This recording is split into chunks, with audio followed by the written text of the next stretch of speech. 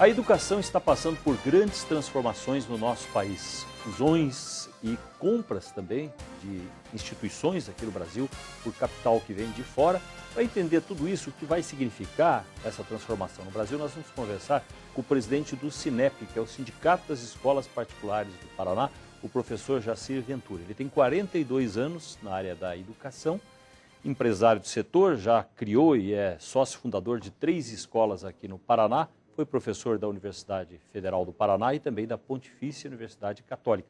Hoje preside o SINEP, que tem no Paraná 1.683 escolas filiadas. Professor Jacir, nunca aconteceu tanta coisa ao mesmo tempo num setor como esse da educação. Agora, começando, vamos falar pela questão da entrada do dinheiro e que transformação isso traz. A entrada do capital internacional aqui na educação brasileira, o que vai representar? De fato, o mercado está muito aquecido. Nos últimos 6 anos, nós tivemos 180 fusões ou aquisições de escolas. Então, a mais recente e extremamente comentada foi a fusão entre o grupo Croton e a Anhanguera, formando, então, uma escola, um grupo educacional com valor de mercado de 13 bilhões de reais, com 1 milhão de alunos, ou seja, 15% de todos os alunos que estão no ensino superior pertence a esse novo grupo. Eu lembro ainda que nós temos também outros grupos que estão indo para o mercado em termos de aquisições, que é o caso da Abril Educacional, que comprou, por exemplo, o Anglo, comprou também a escola de inglês, uma rede realmente internacional, que é o WhatsApp, bem como o grupo Pearson, que é um grupo editorial que comprou aqui no Brasil por 900 milhões, comprou o sistema de ensino do Dom Bosco, São Paulo, o Eridomos e também em São Paulo a marca Coque. Inclusive o Dom Bosco, que nasceu aqui na nossa região, tem uma tradição antiga. O próprio Positivo, houve boato, inclusive, que foi noticiado pela imprensa, pelo menos de investigação para possível compra, o que faz a gente concluir que isso vai continuar acontecendo, que é uma tendência essa entrada do capital internacional no setor da educação no Brasil em todos os níveis. Nós temos principalmente grupos americanos com fundamentos, né, com capital na Bolsa de Valores. Por exemplo, nós tivemos um grupo, isso foi uma questão de 1 ano e pouco, que ofereceu para o objetivo 2 bilhões e 300 e não levou. Né? Então, existe o quê? Vários grupos internacionais realmente interessados na aquisição de escolas. E lembra você, Vili, que hoje apenas 14% dos jovens de 18 a 24 anos estão numa faculdade aqui no Brasil. 86%, então, ainda representa mercado para crescer esse setor. Exatamente. Buscar esses jovens que não vão para a universidade. E é isso que o mercado internacional está vislumbrando, desperta, portanto, essa cobiça. E esse 14%, índice tão baixo que é praticamente equivalente ao índice do Paraguai e da Bolívia. Ou seja, aquém do Chile, aquém da Argentina. E lembrando que no outro extremo nós temos países desenvolvidos como Coreia, Finlândia, que está em 40%. O que é que essa internacionalização vai representar para o ensino no Brasil? Contribui? Essa é uma discussão muito intensa que está acontecendo na área de educação. Em primeiro lugar, nós temos que pensar que educação não é como supermercado ou outras atividades empresariais. Antes de tudo, a educação precisa de pluralidade. É muito importante que tenha uma escola que seja de um lado mais rígida, outra que seja mais concessiva, outra que tenha um viés religioso e assim por diante. Quer dizer, a pluralidade é fundamental para que o país realmente tenha uma diversidade e seja multicultural também. Então a gente vê assim, digamos, de um lado, né, o benefício desses grandes grupos, trazendo o quê? Qualidade, sim, e trazendo também uma boa gestão com custo menor, ou seja, tem a questão do ganho de escala. Mas nós não podemos deixar de pensar que a escola pequena, a escola de porte médio, é essencial justamente dentro dessa pluralidade, dessa diversidade de filosofia, para atender o aluno que tem, evidentemente, né, através do seu... tem muito, né, de características diferentes, personalidades diferentes. Então, essa pluralidade é essencial para o nosso setor. A tecnologia, a revolução tecnológica nas escolas, nós estamos acompanhando? Sim, nós estamos, assim, acho que num bom patamar, especialmente as escolas privadas estão investindo bastante. Estamos praticamente, a nível internacional, nos igualando. Mas eu penso sempre o seguinte, é essencial que o professor tenha na sua sala de aula a disponibilidade dessas novas tecnologias, mas isso como um suporte.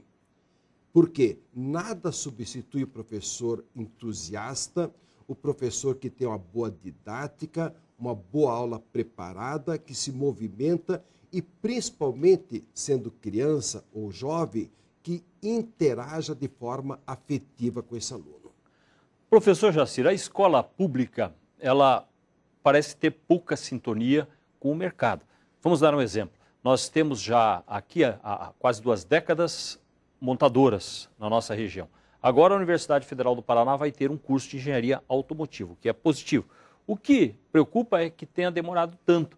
Então nós ficamos imaginando, será que nós estamos oferecendo cursos em que exista mercado ou profissões até que já estão extintas ou em vias de extinção e que continuam tendo jovens sendo formados em áreas que depois não haverá o que fazer? Uhum. Quando nós pegamos a Universidade Federal, realmente ela é muito mais lenta para acompanhar as necessidades do mercado. É claro que eu não posso comparar, evidentemente, uma escola que é federal, onde tem verbas significativas, tem pesquisas, professores com doutorados, mas tem pouca mobilidade em geral, tem pouca sintonia com o mercado em geral, né? As universidades particulares, elas são um pouco mais limitadas. Por quê? Porque já pega um aluno que não, no seu ingresso, o nível de exigência é menor. Então, para transformar esse aluno realmente num aluno com alto rendimento, o esforço é muito significativo, é muito grande esse esforço. Então, o que se quer realmente que as federais, como acontece em outros países, tenham realmente um olhar mais próximo e se dediquem realmente às necessidades do mercado. Porque é uma realidade muito nova, a mudança é muito grande, a velocidade das transformações, inventos novos que substituem profissões, outras profissões que surgem a partir dessa mesma tecnologia. E se nós não temos um acompanhamento disso, você cria uma expectativa que depois a pessoa faz o curso e percebe que foi iludida. E, por exemplo, quando se compara com universidades como americanas, elas estão em plena sintonia e parceria também com as empresas. Hoje, as universidades realmente despertaram para isso. Estão muito mais próximos, perguntar o que a empresa está precisando, o que nós precisamos pesquisar. Mas isso aconteceu mais recentemente, porque até então a universidade ficava praticamente numa torre de marfim, fazendo pesquisa sem realmente olhar para a necessidade do mercado. O setor, o segmento particular, qual é a proporção dele no ensino universitário hoje no Brasil? Nós temos hoje, cada 4 alunos, 3 estão nas faculdades particulares, ou mais precisamente 76%. Na educação básica, ou seja, da educação infantil até o término do ensino médio, nós temos 14,3%.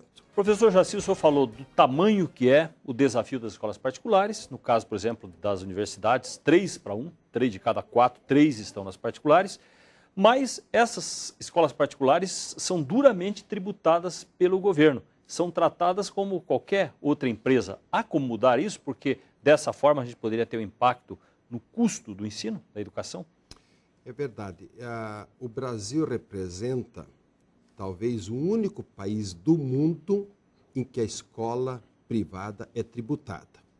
Isso significa que o pai é duplamente penalizado.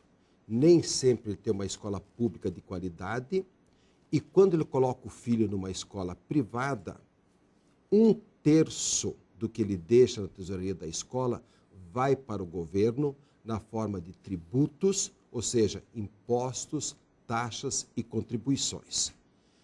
Outros países pensam de forma diferente, praticamente todos. Eles pensam o seguinte: se o pai está colocando o filho numa escola particular, ele está desonerando o próprio Estado. Por que então ele ser penalizado pagando imposto?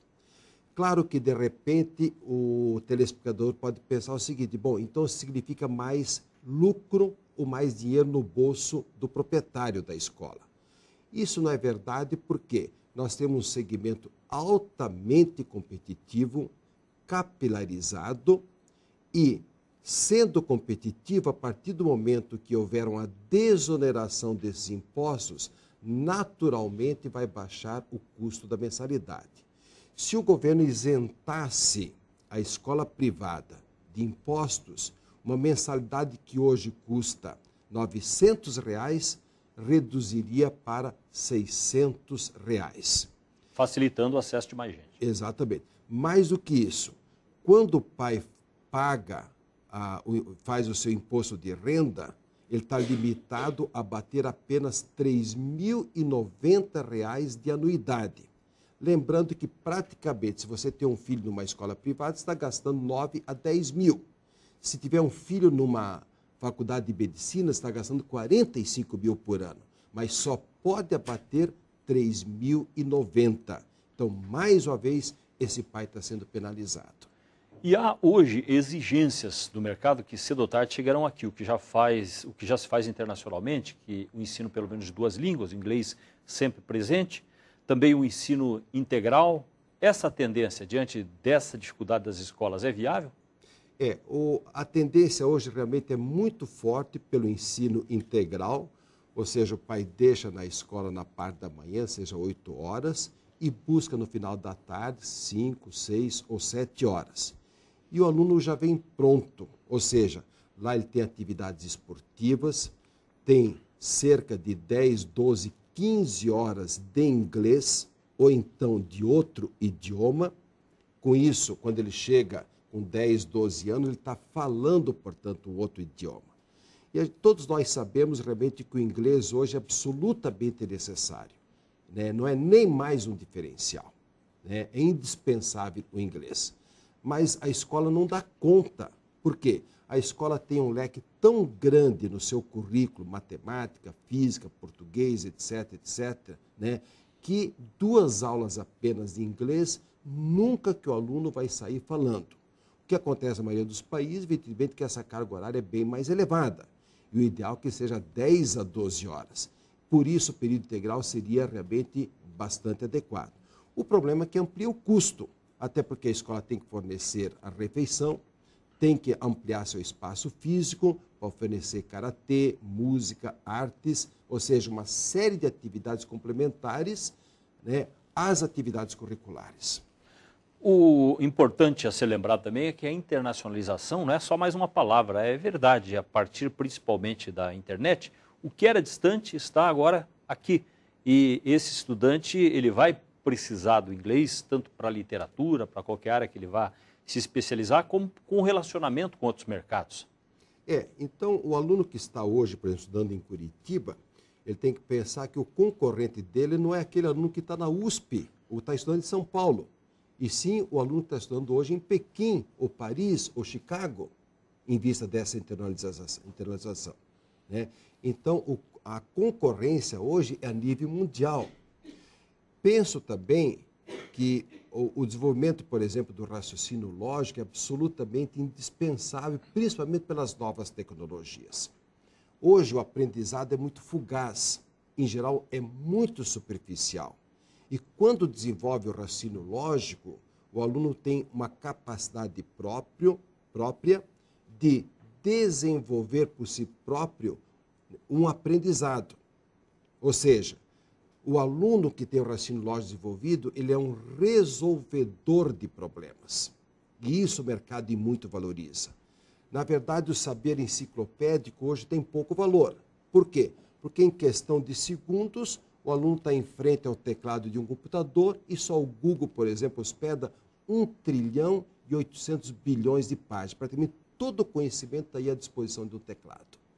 E o empreendedorismo, professor? Porque nas gerações anteriores, as pessoas foram preparadas para serem empregados. E havia, inclusive, pela nossa própria cultura, uma aversão ao lucro, a pensar no próprio empreendimento, o medo do risco. E essas coisas vão mudando porque a tecnologia traz outras possibilidades, até facilita abrir empresas hoje com um menor investimento. Mas as universidades, com raras exceções, não fazem a sua parte de dar um rumo do empreendedorismo para o estudante. É verdade. Até no mês passado eu assisti a uma palestra em São Paulo com o Osiris Silva. Lembrando que ele foi presidente da Petrobras, foi ministro e principalmente o grande orgulho dele é ter sido fundador da Embraer, que hoje exporta aviões para 120 países. E o tema dele era empreendedorismo. O que realmente, digamos, é motivante uma pessoa que tem 80 anos, um velhinho já quebrado, quando ele assume um tablado, ele se agiganta falando de empreendedorismo. Mas ele lembra muito bem, o jovem de hoje, todo mundo quer ser empreendedor, poucos querem ser empregados. Porém, ele não está se preparando para ser empreendedor. Ele tem realmente, né, ter a preocupação de que o empreendedorismo exige um bom preparo nas escolas. E isso não está acontecendo no Brasil. Professor, hoje no seu dia a dia, presidindo o Cinep, 1.683 escolas do Paraná, qual é o desafio maior? Bom, nós temos várias frentes. Uma delas, por exemplo, hoje nós concluímos um trabalho junto com o Colégio Bom Jesus para apresentar uma proposta no MEC do novo ensino médio. Por quê? O ensino médio hoje representa a maior mazela da educação brasileira.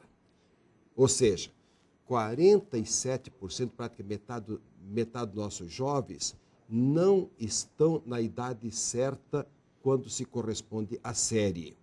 E praticamente 1,5 milhão de jovens abandonam o ensino médio a cada ano. Por quê? Porque o ensino médio realmente está muito acadêmico. O ensino médio, na verdade, é como se fosse um pedágio para entrar na faculdade. Então, nós temos que transformar esse ensino médio. Esse é o grande desafio. Então, essa é uma frente. Nós estamos participando também, né, preparando para o CONAI, que é o Conselho Nacional da Educação, que vai acontecer em Brasília. Temos também o interior. Né, fiz várias viagens para o interior, dando palestras e fazendo contato com as escolas do interior. Temos, evidentemente, as negociações com os sindicatos. São 7 sindicatos laborais que nós temos que negociar. Então, é uma atividade bastante intensa. Então, evidentemente, são muitas as frentes, nós temos uma diretoria bastante ativa, colaborativa, e o meu trabalho, muitas vezes, é fazer o que é a coordenação desse trabalho. Professor Jaci, muito obrigado pela participação com a gente aqui. Sucesso lá no Cinep. Obrigado. Vamos para o intervalo, já vem aí o terceiro bloco do Paraná Business.